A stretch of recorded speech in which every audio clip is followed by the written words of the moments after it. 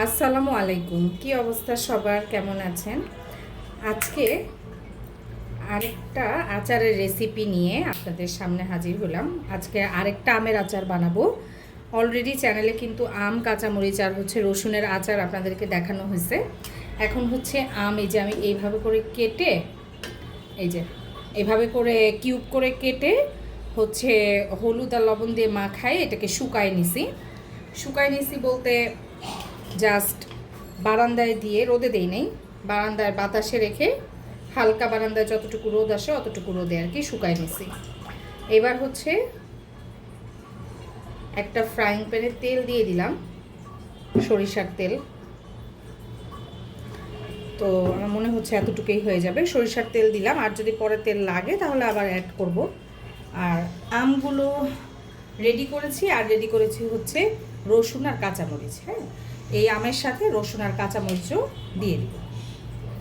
তো তেলটা ভালো করে বলক আসুক। তেলটা ভালো করে বলক আসলে আমি এখানে 5 ফোড়ন দেব।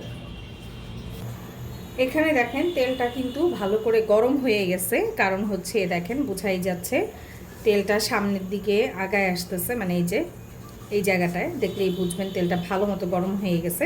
এখন কিছু আস্ত 5 ফোড়ন, হ্যাঁ কিছু আস্ত 5 ফোড়ন আমি এখানে দিয়ে দিচ্ছি। পরিমাণ মতো দিবেন, খুব একটা বেশি দেওয়ার দরকার নেই।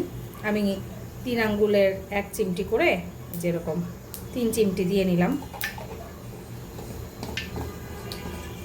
তো এগুলা একটু ভাজা হয়ে গেলে, বেশি ভাজার দরকার নেই তাহলে পুড়ে যাবে। জাস্ট এই যে ফুটে গেছে দেখেন, এগুলা যখন সবগুলো একটু সুন্দর করে ফুটে যাবে তখন আমি এর ভিতরে রসুন আর কাঁচামরিচটা দিয়ে দিব। এখানে এই রসুন আর কাঁচামরিচগুলো যখন একটু ভাজা হয়ে যাবে, ভালো করে ভেজে নিই, তারপরে আমি এটার মধ্যে আম দিব।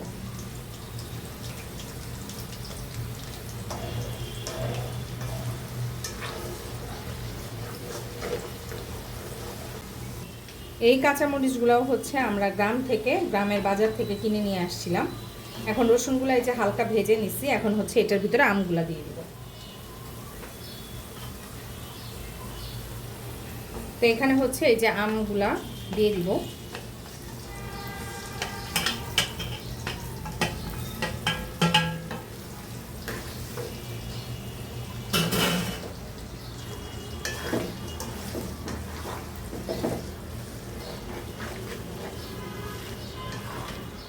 এখন আমি মশলা অ্যাড করব। হ্যাঁ, তো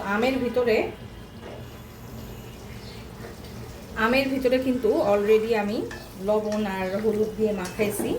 এর জন্য লবণের পরিমাণটা একটু ব্যালেন্স করে দিতে হবে, যেন লবণ বেশি না হয়ে যায়।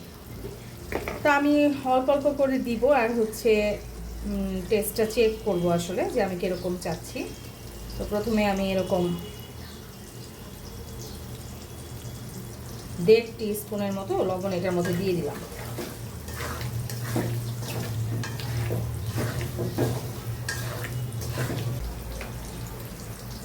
এখানে আগের থেকে কিন্তু হলুদের গুঁড়া দিছি, তাই আমি এখানে সামান্য হলুদের গুঁড়া দিলাম। আর এখানে দিলাম একটু মরিচের গুঁড়া। আর কিছু দিব না, একটু হলুদের গুঁড়া দিলাম, একটু মরিচের গুঁড়া দিলাম। মরিচের গুঁড়াটা আপনারা আপনাদের টেস্ট অনুযায়ী দিবেন। যে বেশি ঝাল খেতে চান সে বেশি ঝাল দিবেন, যে ঝাল খেতে পারেন না সে কম দিবেন। আর আমে যেহেতু আগের থেকেই হলুদ দেওয়া ছিল, সেটাকেও একটু ব্যালেন্স করে দিতে হবে। কালারটা কত সুন্দর আসছে দেখেন মশলাগুলো দেওয়ার পরে। তো আমগুলাকে আমি এভাবে করে একটু আগে ভেজে নিই, তারপরে আরও কিছু মশলা এটার মধ্যে অ্যাড করব। তো দেখেন আমগুলা কিন্তু কি সুন্দর নরম হয়ে যাচ্ছে। আমি কিন্তু এরকমই চাচ্ছি, আস্ত রাখবো না। হ্যাঁ, আস্ত হালকা থাকবে, এরকম মাখা মাখা হয়ে যাবে। তো এটার মধ্যে আমি এখন আচারের একটা মশলা আমি বানায় রাখছি। এই মশলাটার রেসিপি আমি ডেসক্রিপশন বক্সে দিয়ে দিব। মশলাটা যে আগের দিন যে আচারটা বানাইছি সেইটারই, সেই মশলাটাই। এইটার মধ্যে আছে একটু সরিষা আর একটু 5 ফোড়ন।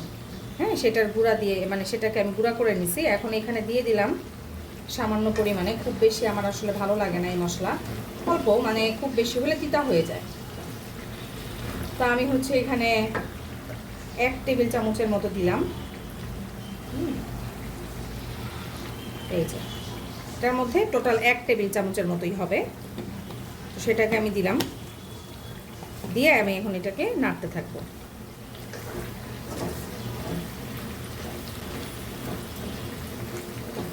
এটার এই যে আস্ত রসুন আর আস্ত কাঁচামরিচটা খেতে খুব মজা লাগে। এর আগের দিন যে আমি আচারটা বানাইছিলাম রসুন আর কাঁচামরিচের, ওই আচারটা অলমোস্ট শেষ আমার বাসায়। অনেক বানাইছিলাম, বাট একজনকে দিয়েছি, মানে 2 জন আপুকে দিয়েছি, তো এই কারণে শেষ হয়ে গেছে। তো এর জন্য আমি চিন্তা করলাম ওই সিমিলার টাইপের আরেকটা আচার বানায় রাখি। রসুন খেলে বা কাঁচামরিচ খেলে মানে ভাতের সাথে খেতে মজা লাগে। তো এই জন্য আজকে আবার এটা বানাচ্ছি। এটার মধ্যে যে হোয়াইট ভিনেগার যেটা আছে সেটাই আমি একটু দিয়ে দিলাম।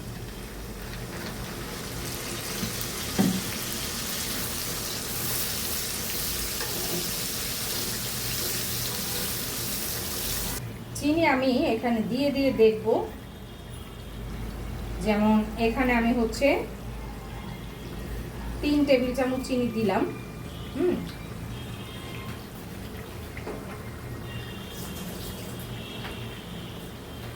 এটাকে আমি জাল করব, চিনিগুলা গলবে, আর হচ্ছে এটা টেস্টটা আমি একটু চেক করব। চিনিটা কিন্তু আমি এটার মধ্যে একটু মিষ্টি আচার, যে মিষ্টি বানাবো তা না, এটাকে চিনিটাকে দিছি জাস্ট টকটাকে ব্যালেন্স করার জন্য, আর কিছু না। তো আগের আচারটাও কিন্তু আপনারা দেখে আসতে পারেন, আমি ডেসক্রিপশন বক্সে লিঙ্কটা দিয়ে দিব। আর এই তো আমার আচার কিন্তু কাছাকাছি হয়ে গেছে, অলমোস্ট ডান।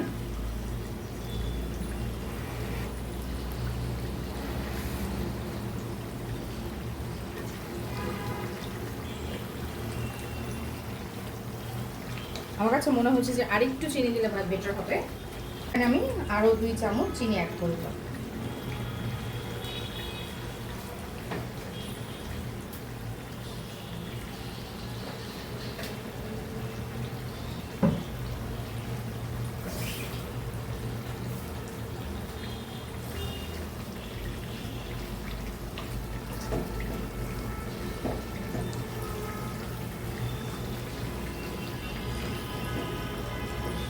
কালারটা এত সুন্দর আসছে আর এত নাইস একটা স্মেল, আপনারা তো স্মেলটা পাচ্ছেন না, আমি তো পাচ্ছি, ভীষণ সুন্দর।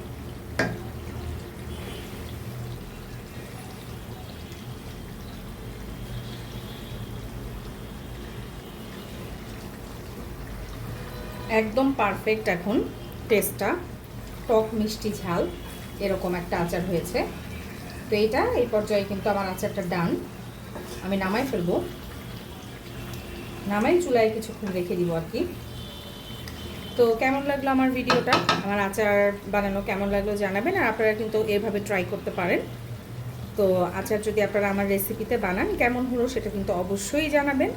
আর ভালো লাগলে আমার চ্যানেলটা অবশ্যই সাবস্ক্রাইব করে দেবেন, লাইক কমেন্ট শেয়ার দিয়ে পাশে থাকবেন। আর আমার ব্লগ চ্যানেল যদি দেখতে চান তাহলে কিন্তু চলে যেতে হবে We3BD তিশি জুয়েল অ্যান্ড আরাস, এই চ্যানেলটাতে। আমি চ্যানেলের নামটা ওই যে দিয়ে দিচ্ছি আপনাদের, এটা যে দিচ্ছি এটাই হচ্ছে আমার চ্যানেল, এখানেও ঘুরে আসতে পারেন।